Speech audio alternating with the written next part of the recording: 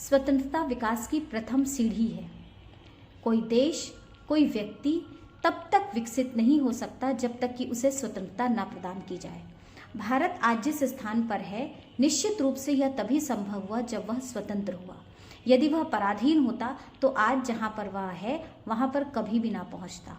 भारत ही क्यों, कोई भी देश, कोई भी व्यक्ति, यहाँ तक कि पेड़ पौधों की बात करें, जानवरों की बात करें, पशु पक्षियों की बात करें, प्रत्येक जगह पर स्वतंत्रता उसकी पहली मूलभूत आवश्यकता है कि जहाँ पर अगर वो स्वतंत्र होगा तभी उसके अंदर विकसित होने की संभावनाएं प्रबल होंगी और विकसित होने के लिए जो भी चीज़ें, जो भी साधनों की आवश्यकता होगी वह उसको जुटा पाता है। एक पौधा जिसे आप बहुत कंट्रोल्ड एटमॉस्फेयर में रखें तो आप उसके विकसित होने की कल्पना छोड़ ही दीजिए। एक बच्चा जिसे आप समाज में निकलने नहीं देते, लोगों के बीच में उठने बैठने नहीं देते, तब तक उसके व्यक्तित्व का पूर्ण विकास नहीं किया जा सकता। कहने का मतलब सिर्फ इतना है कि हमारे लिए फ्रीडम कितनी ज़रूरी है, हमारे लिए फ्रीडम कितनी आवश्यक है। लेकिन यही स्वतंत्रता जब हमें नहीं मिलती है तब हमें उसका मूल्य पता होता है। हम सोचते हैं कि स्वतंत्रता कितनी आवश्यक है या हमें चाहिए, क्योंकि हम आगे बढ़ना चाहते हैं, क्योंकि हम विकसित होना चाहते हैं, क्योंकि हम अपने व्यक्तित्व का विकास करना चाहते हैं, और ऐसे बहुत सारी चीज़ें हमें समझ में आती हैं। लेकिन यही स्वतंत्रता जब हमें देने की बात होती है, यदि हम किसी स्थान पर हैं और ये स्वतंत्रता हमें देनी होती है, तो हम कहीं ना कहीं उस स्वतंत्रता को देने में सकुचाते हैं और संकोच करते हैं। हम खुले मन से उस स्वतंत्रता को नहीं दे पाते। वह चाहे परिवार का कोई सदस्य हो, अपने बच्चे हों, स्टूडेंट्स हों, या इस तरीके की कोई भी चीज़ें, कोई भी बात या कोई भी व्यक्ति हो। तो आज मैं इसी विषय पर कुछ अपने विचार प्रस्तुत कर रही हूँ। तो hello everyone, welcome back to my channel keep smiling. मैं हूँ डॉक्टर रक्षा गुप्ता और आज मैं बात करती हूँ स्वतंत्रता की, फ्रीडम की। ये फ्रीडम जिसे हम देश के संदर्भ में तो देखते और समझते हैं, लेकिन जब हम इससे इतर कुछ देखते हैं, इससे ज़्यादा ब्रॉडली अगर हम उसको समझने की कोशिश करते हैं तो हम इसके बारे में बहुत अधिक मैं कहूँ कि विचार हमारे बहुत क्लियर नहीं होते।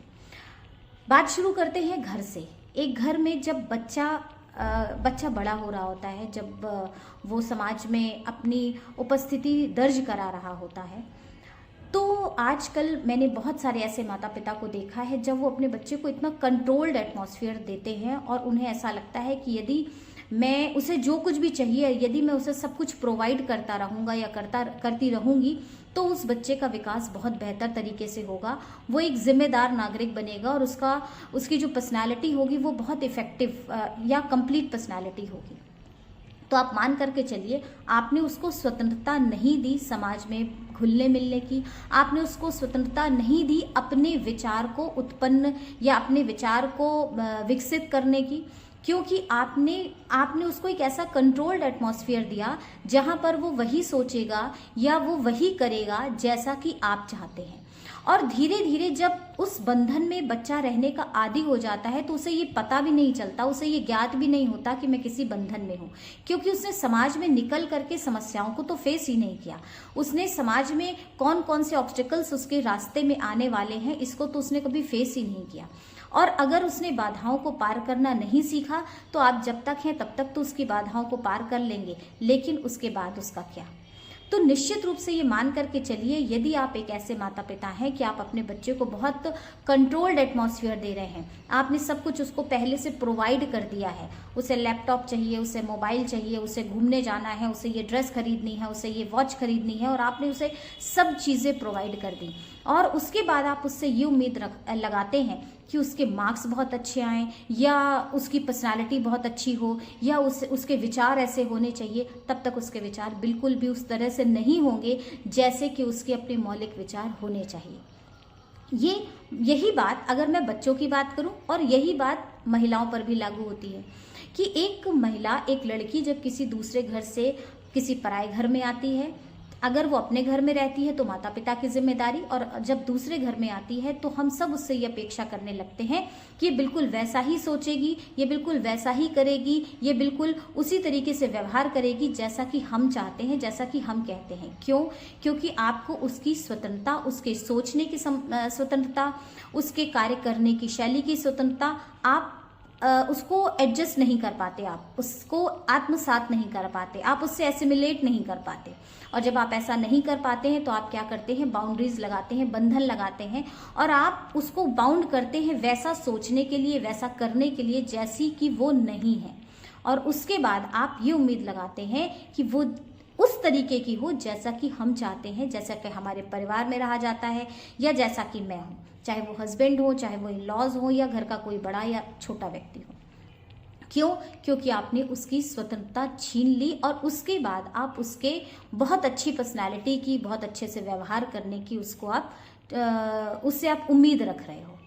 तो ये बिल्कुल भी कतई एक उचित दृष्टिकोण नहीं है। यदि आप पढ़े लिखे हैं, यदि आप वर्तमान समय में हैं और आप जी रहे हैं, तो आपको पता होना चाहिए और आपको पता होगा भी कि स्वतंत्रता कितनी आवश्यक है। ये हमारे प्राचीन समय की शिक्षा में भी कहा गया कि किसी व्यक्ति को अगर हम शिक्षित करना चाहते हैं तो हमें उसे ये नहीं बताना कि उसे तमाम सारी इन्फॉर्मेशन नहीं देनी, हमें उसे ये नहीं बताना कि ये चीज़ें ऐसी करो या तुम ऐसा सोचो, या तुम्हारे सोचने का ढंग, तुम्हारी कार्यशैली, तुम्हारी जो मॉडस ऑपरेंडी है वो ऐसी होनी चाहिए। बल्कि उसमें ये कहा गया है कि बच्चे को स्वतंत्र रूप से, मौलिक रूप से सोचने के लिए बुद्धि प्रदान करो, जिससे कि वो सही और गलत, उसके अंदर ये विवेक शून्यता ना हो, उसके अंदर ये विवेक जागृत हो कि वो सही और गलत में निर्णय ले सके। उसे ये पता हो कि मेरा डिसीजन कैसा हो, वो दूरदर्शी सोच रख सके, जहां पर वो दूर तक ये देख सके कि उसके लिए कौन सा निर्णय उचित है और कौन सा निर्णय अनुचित है।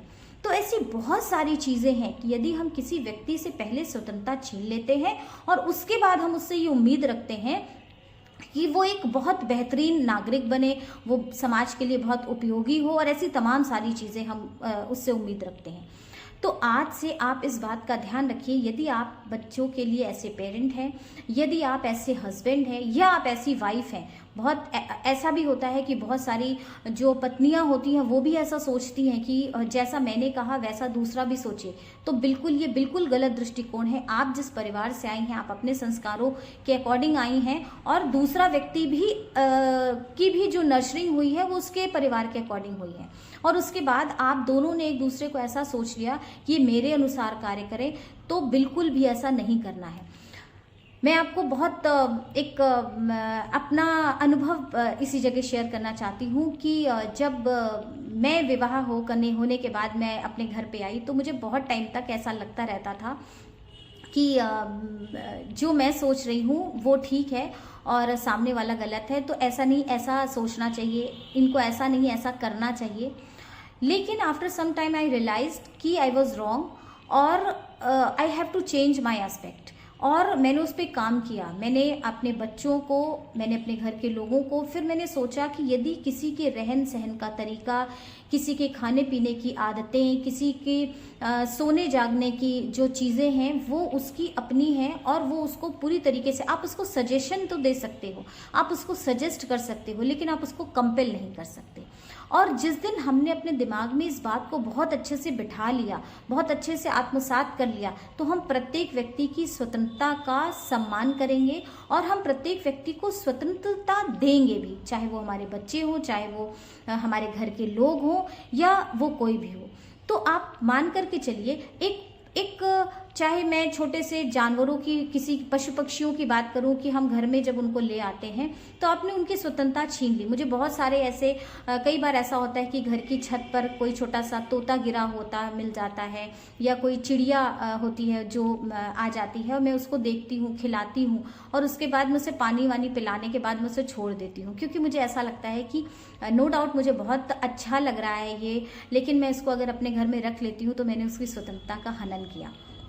कहने का मतलब सिर्फ इतना है कि यदि आपने इस बात को समझा कि किसी बच्चे की, अगर हम कंप्लीट डेवलपमेंट की बात करते हैं, यदि हम ओवरऑल पर्सनालिटी को डेवलप करने की बात करते हैं, एक इफ़ेक्टिव इम्प्रेसिव पर्सनालिटी बनाने की बात करते हैं, तो सबसे पहले हमें उसको स्वतंत्रता देनी होगी। हाँ, ये बात ज़रूर है कि आपको किस प्रकार की, जो भी आपको उसको स्वतंत्रता देनी है, जितना आप फ्रीडम उसको देना चाहते हैं, इसके पहले एक एस्पेक्ट भी उसको क्लियर करिए, एक सोचने की मैच्योरिटी उसको प्रदान करिए, उसके साथ में डिस्कशन करिए, बात करिए, जिससे कि आपको समझ में आएगा धीरे धीरे कि वो समाज में कहाँ तक अपने आप को रख पाएगा, बिठा पाएगा और अपने लिए रास्ते खुद बना पाएगा। तो आप अपनी एक आंख तो उस पर रखिए, आप एक ध्यान तो उस पर दीजिए, लेकिन आपको आगे आगे चल करके उसके रास्ते क्लियर करने की बिल्कुल भी नीड नहीं है। तो आज के लिए बस इतना ही। इस बात को ध्यान रखते हुए कि स्वतंत्रता कितनी ज़रूरी है, चाहे मैं पशु पक्षियों की बात करूं, नेचर की बात करूं, व्यक्तियों की बात करूं, रिलेशनशिप की बात करूं, तो आज से हम इस स्वतंत्रता को न सिर्फ प्रदान करेंगे बल्कि इसका सम्मान भी करेंगे। तो दैट्स ऑल फॉर टुडे। मिलती हूँ फिर किसी नए विषय पर। तब तक के लिए take care, bye bye, and of course keep smiling and keep sharing.